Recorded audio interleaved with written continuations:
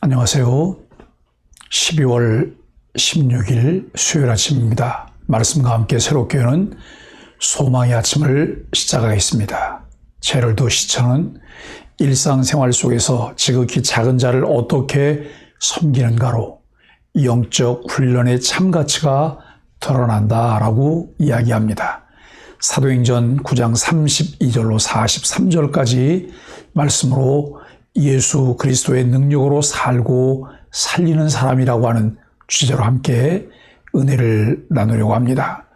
베드로가 루다에서 8년간 중풍병을 앓던 애니야를 고치니 이를 보고 많은 사람이 죽게 돌아옵니다. 요파에서 선행과 구제를 많이 하던 여제자 다비다가 죽었는데 베드로가 기도하고 명하여 다비다를 살립니다. 이 일을 알고 많은 사람이 주를 믿습니다. 베드로는 무장이 시몬의 집에 머무릅니다. 사도행전은 여러 번의 치유 사건들이 기록되었습니다.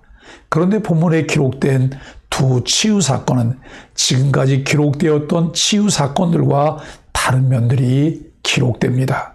이전의 치유 사건은 예수 그리스도를 믿지 않았던 사람들을 대상으로 일어났는데 본문은 처음으로 믿는 자의 치유를 기록하고 있습니다. 이전까지는 치유받은 사람 개인의 이름이 드러나지 않았는데 본문에서는 치유받는 두 여인의 이름이 언급되고 있습니다. 이 치유를 통해 주시는 분명한 교훈이 있습니다. 효과적인 복음 전도를 위해서라면 주님께서 성도들의 질병도 치유하신다는 것입니다. 불신자들과 성도들에게 치유의 역사가 일어난다는 것을 교훈하고 있습니다. 치유의 능력을 비롯해 모든 능력은 오직 주께만 있습니다. 여러 지역을 순회하며 사역하던 베드로가 루다에서 한 중풍병자를 만납니다. 예수님이 들것에 실려온 중풍병자를 향해 일어나 내 침상을 가지고 집으로 가라고 말씀하셨던 것과 유사하게 베드로는 예수 그리스도께서 너를 낫게 하시니 일어나 내 자리를 정돈하라고 선언했습니다. 8년 침상에 누운 채 주변 사람들의 도움으로 겨우 지내온 애니야를 베드로가 선포한 대로 예수 그리스도께서 고치십니다. 이 일을 통해 루다뿐 아니라 인근 사론 지역 사람들까지 주님께로 돌아옵니다. 루다는 국제 무역도로가 통과하는 요충지였기 때문에 많은 사람들의 왕래가 있을 뿐 아니라 빠르게 많은 사람들의 소통이 가능했습니다. 애니야의 치유 소식이 주변 지역으로 빠르게 퍼져나가며 많은 사람들에게 복음의 영향을 주었습니다. 말에는 발이 없지만 발 없는 말이 천리를 간다는 말이 있습니다. 우리는 어떤 소식을 전하고 있을까요?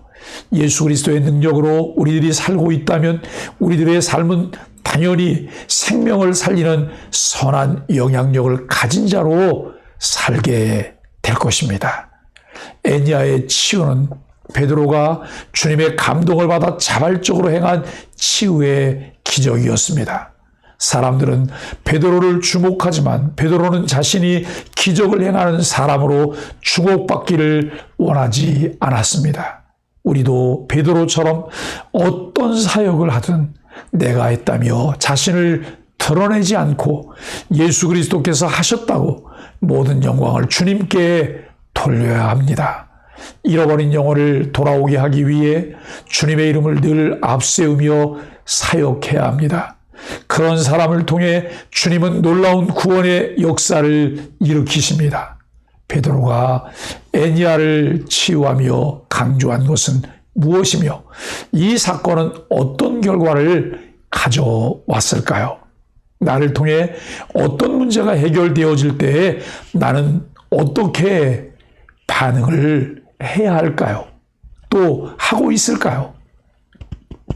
참된 제자는 주님의 아름다운 향기를 삶으로 전하는 사람입니다. 다비다는 주님을 신실하게 믿고 따르며 주님의 일에 힘써 제자로 인정받았고 많은 선행과 구제로 주님의 사랑을 전했습니다. 이처럼 아름다운 삶을 살았기에 사람들은 그녀의 죽음을 몹시 슬퍼하며 베드로에게 지체하지 말고 와주기를 간청합니다. 베드로가 요빠에 도착했을 때 성도들은 다비다가 죽기 전 만들었던 속옷과 겉옷을 꺼내 보여주었습니다. 암사슴이라는 의미의 이름을 가진 다비다의 삶이 선행과 구제로 얼마나 많은 영향력을 끼치는 헌신적인 삶이었는지를 드러내 보여주는 것이었습니다. 요빠의 모든 과부들이 다비다의 죽음을 크게 슬퍼한 것을 보며 다비다가 사회적 약자에 대한 관심이 얼마나 컸는지를 보여줍니다. 모든 사람들에게 귀감이 되는 삶을 산다는 것은 결코 쉽지 않음을 우리는 다 알고 있습니다. 예수 그리스도를 주로 믿기 전과 믿고 난 후에 우리의 삶에는 어떤 변화가 있을까요?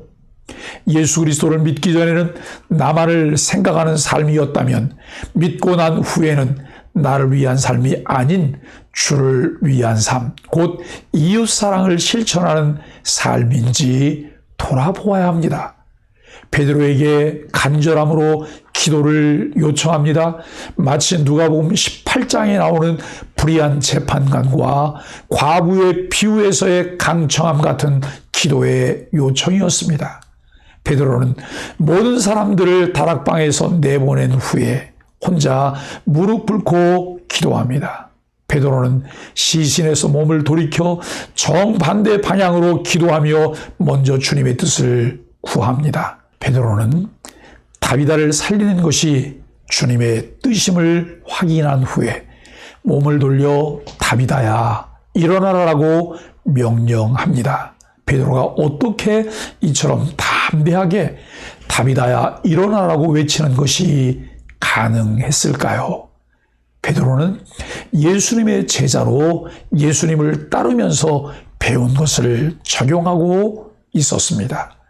베드로는 예수님께서 회당장 야이로의 딸을 살릴 때 현장에 있었습니다.